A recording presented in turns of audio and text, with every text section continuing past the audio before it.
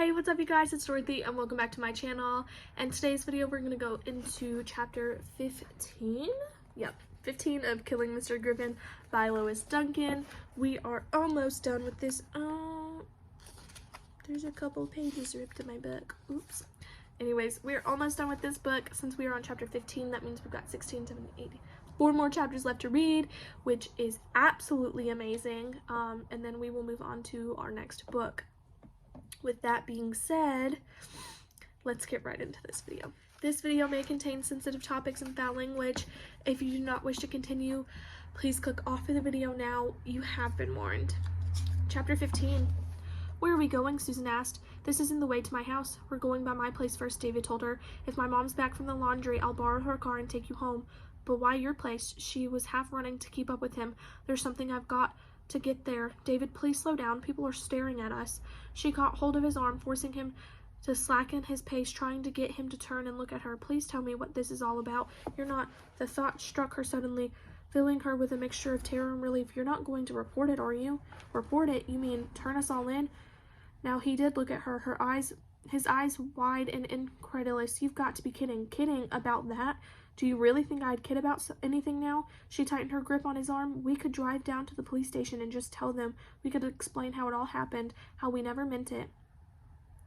Don't talk that way, David said harshly. Don't even start thinking about that. It's too late. Excuse me. Too late? Why? They never believe us. We've waited too long. Maybe you were right in the first place when you wanted to go to your dad. If we'd gone in right after it happened, we might have been believed, but not now. My God, Sue, we buried him. We dug a hole and put him in the ground. Innocent people wouldn't have done that, would they? We're not innocent, but we're not murderers either. If we confessed, it would all be over. It would be over all right, but not in the way you mean it. His voice was flat and expressionless. The one hope we've got is to keep our mouths shut and cover our tracks as completely as possible. You heard what Mark said about getting rid of the credit cards. Mark says it's a trick, that they didn't really find him. It isn't a trick, Mark said. Mark says, I don't care what Mark says, David said shortly. It isn't a trick. They've dug up Griffin and identified him. That part about the ring is right. It wasn't on his finger. How do you know? Susan asked. Because I took it off. You what?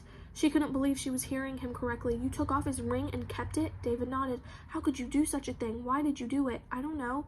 You have to know. You had to be thinking of something. You were planning to sell it. The moment she asked the question, she longed to snatch it back again. The idea of David Ruggles stealing a ring from a dead man's hand in order to sell it was inconceivable, yet it was more incredible than anything else.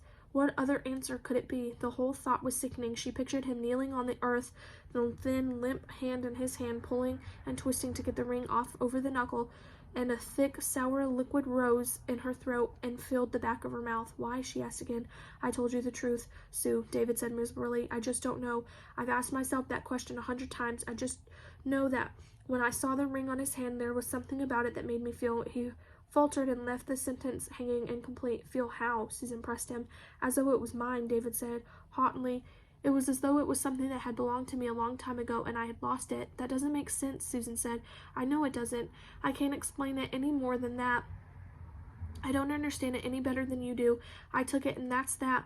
Now I've got to get rid of it. Why didn't you say anything back at the diner when Jeff told us about the announcement on the radio? Susan asked. Why did you sit back when Mark said no one had taken the ring, so the broadcast had to be some sort of trick? I just didn't want to have to get into it, David said. Mark was in one of his nasty moods, and I don't want to have to explain a lot of stuff I didn't have answers for. I feel shitty enough for having done such a dumb thing. I don't need Mark on my back, too. We can't keep secrets from Mark, Susan said. Mark has to know everything or he won't be able to tell us what to do. If Mark knew about the ring, David said, all he'd do would be to tell me to get rid of it fast. I'm going to do that anyway. That's why we're going to my house. I'll get it, and on the way over to your place, I'll dump it down the sewer in a sewer grating or something. Where's the ring right now? Susan asked him. In my bedroom, David said. In the top drawer of my bureau, in a little box where I keep spare change and stuff. That's the house over there, the brown one on the corner. I'll have the ring in about 2 minutes. They covered the distance in silence. When they reached the house, David said, the car's not here. I guess my mom isn't back yet. I'll have to walk you home. He turned the knob and shoved the door open. motioning Susan in ahead of him. She stepped hesitantly into the small, darkened room, glancing nervously about her. Don't you lock up when nobody's here? My grandmother's always here, David said. He closed the door hard, and the voice from a back room immediately called, Davy, is that you? Sure, Gram, it's me, David called back. I've brought home some company. I thought you would. The shrill old voice cracked with a note of excitement. I told your mother just a while ago that you'd be doing that. Bring him back here. It's not a him, it's a her, David said. He took Susan's arm and steered her through the living room to the bedroom doorway. This is Sue McConnell. Sue, this is my grandma, Mrs. Ruggles. How do you do, Susan said politely to the gray-haired woman in the blue-flowered robe. Mrs. Ruggles stared back at her blankly. Who's she? She asked David. I told you, Gram, she's Sue McConnell. She's a friend from school. That's the company? The woman's pale blue eyes clouded with disappointment. That's right, David said. You two visit a minute while I get something I left in my room. Then I'm walking Sue home. I'll come with you, Susan started to say, but David had already left her. There was nothing to do but move on into the room and stand there awkwardly trying to smile down at the woman in the chair by the window. Though Mrs. Ruggles had now shifted her gaze to an empty doorway. There's nobody else? No, Susan said apologetically. There's just me. Then as silence grew, she attempted to fill the gap by adding, we were with a bunch of other people this afternoon, but they didn't come back here with us. With those words, she seemed to reclaim the old woman's attention. The pale eyes focused sharply on Susan's face. Did you meet David's daddy? No, Susan said, bewildered. From things David has said, I thought his parents were separated. They are, but his daddy's come back, Mrs. Ruggles said. That's who I thought you were when he said he'd brought home company. I knew he wouldn't bring him when she was here, but with her gone to the laundry and all, it seemed the right time. I don't know anything about that, Susan said. David hasn't told me anything about his father being in town. He is, and I've got the proof of it. There was a sound of footsteps, and David appeared abruptly in the doorway. His face was pale and worried. Gram, he said, has anybody been in my room today? Your mother changed the sheets in there. You know it's Saturday. Besides that, was anyone in there? I can't find something that I had in my bureau. Things get lost sometimes, Mrs. Ruggles said, especially little things that can fall down cracks. There aren't any cracks in my bureau drawer. And how did you know what size it was? He regarded with suspicion. Gram, have you been in my coin box? Tell me the truth now. Now, why would I go in there? The old woman asked innocently. I don't know. You tell me. Why would you? He came over and stood beside her chair. Look, Gram, things don't just disappear into thin air. I had a ring in that box. What happened to it? Perhaps your daddy came and got it. Mrs. Ruggles suggested. My father? What do you mean by that? Now, don't you play games with me, David Ruggles. His grandmother said, I know my own boy's college ring when I see it. All the money we spent sending him to that big college in California, I ought to know the ring. I even know the inscription. Die left der Fruit wet, it says. He used to read it out loud in German and then translate it because he liked it so much. It means the winds of freedom blow. Then it was you who got into my things, David accused her. I was just going to borrow a couple of quarters to get me a candy bar. You know your mother, she never leaves a single penny anywhere, and a person does get hungry sometimes for a little something sweet. I don't care about the money, David said. I want the ring. What have you done with it? I didn't say I took it. Gram, you did. David put his hand on the blue-flowered shoulder. Look, I'll get you a dozen candy bars if you want them. Just give me the ring back. You know you wouldn't like it if I got into your things and took something. It wasn't yours, Davy, Mrs. Ruggles said. It was your daddy's. Your daddy was wearing the ring the day he left here. The only way you could have it now is if he's come back again and given it to you. You've been with your daddy. You know where he is. Why are you keeping it a secret? I swear, Gram, that's not my father's ring, David said. I haven't seen my dad since I was a little kid. You've got things all mixed up. I'm an old woman, Davy, and I want to see my boy before I die. Then I hope you will, but I can't bring him to you. I didn't get the ring from my father. Then where did you get it? Irma Ruggles asked him. I found it. Where? On the sidewalk. If it's just a found thing, why does it mean so much to you? The old woman turned to Susan. Where did Davy get this ring? He found it, Susan said thinly, just like he said he did. You were with him? Yes, it was lying there on the pavement and the sun hit it, and the stone sort of caught the light, and David picked it up and said, somebody must have dropped this. The words came stumbling forth, sounding so contrived to her own ears that she almost strangled on them. She was not surprised she took to see the look of disbelief on the wrinkled face. There was no stone in the ring, Irma Ruggles said with dignity. There was a tree. The German words go all the way around the ring, and the trees in the middle. Silence settled heavily upon the room. Susan closed her eyes. When I opened them, she told herself, this whole room will have vanished and this dreadful woman with it. 10 years will have gone by, and I will have grown far away in my private cabin and share on the shore of a lake. I will look out through my fine window onto deep, calm green with millions of tiny ripples shining and sparkling in the sunlight, and a breeze will come clean and sweet across the water, smelling of pine trees. I will think back and ask myself, where was I 10 years ago? What was I doing? What was I feeling? And I won't even remember. But when she opened her eyes once more, it was still there, the cramped room with 2 narrow beds stripped of their sheets, and to reveal the thin, sagging mattress, the portable television set sitting lifeless on its stand in the corner, the old lady glowering from the depths of her chair.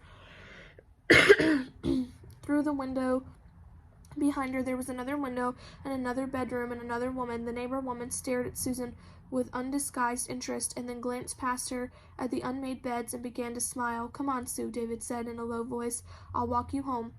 But you haven't gotten what you came for. That's okay. I'll get it later. Graham will change her mind. No, she won't, Susan thought with a sick sort of despair. She will keep the ring hidden away like a squirrel with a nut, day after day, week after week, while she waits for David to produce his father. And then one day she will realize that the father is not coming, and she will bring out the ring from under her pillow or out of a cold cream jar or wherever she puts it, and she'll say to David's mother, look what Davy says he found on the sidewalk, though he didn't really find it there because this girl he brought home with him one day was supposed to have been with him when he discovered it. Couldn't describe what it looked like. Why did they lie to me about this? Where did he really get it? And David's mother will say. She could not force her mind any farther. You don't have to walk me, she said to David. It's not far. I can go home by myself. I'd like to take you. No, please, I don't want you to. Susan turned quickly away from him. I'm glad to have met you, Mrs. Ruggles. Whirling on her heels, Susan rushed through the bedroom doorway and stumbled through the living room, bruising her shins against the edge of a coffee table that was lost in a shadow pocket of plastic-covered sofa. She pushed past the chair and found the door to the outside. She pulled it open and burst through, and the soft spring dusk came upon her in a gush of cool air, golden slanted light. The car that David had driven the times he picked her up at the house was parked on at the curb. A tall woman with thick, dark hair was lifting a laundry basket from the back seat. Another time Susan would have looked at her with curiosity, but now she sped by with hardly a glance, intent only on putting distance between herself and the place she was leaving. Halfway down the block she began to run, grateful for the cold purity of the wind against the heat of her face. That is where David lives, she thought incredulously. That is where he goes when he leaves school in the afternoon. That place and the people in it are his life. The winds of freedom blow. Susan thought that she could have wept for him, but the panic that had started to build within her now began to take over her. David's grandmother was not dumb. She was old, yes, and confused, but there had been a sharpness in her eyes and a craftiness in the way she had managed to twist the conversation that denied stupidity. David would not have an easy time getting the ring away from her. That much Susan knew with certainty. With the ring in her possession and among the shifting lights and shadows of her faded mind, Miss Irma Ruggles was dangerous. We've got to do something, but what? Susan asked herself frantically. David could not handle the situation alone, and she herself could not do anything to help him. There was one person who would know what to do, one person who always knew what to do. Susan entered her house by the front door and went straight through the hall to the stairs. She could hear the voices of her father and her brothers raised in friendly argument in the den. From the kitchen there came a clink of pans and dishes. The warm, familiar odors of dinner hour filled the stairwell. Susan went up the stairs and down the hall to the phone. She looked up a number in the directory, lifted the receiver, and punched in the numbers. A woman's voice answered. Hello, is this Mrs. Garrett? Susan said. I'm trying to get in touch with Mark Kinney. Is he there with Jeff? Oh, good. Please, can I speak to him? That is the end of chapter 15. I will see you guys in the next video. Bye.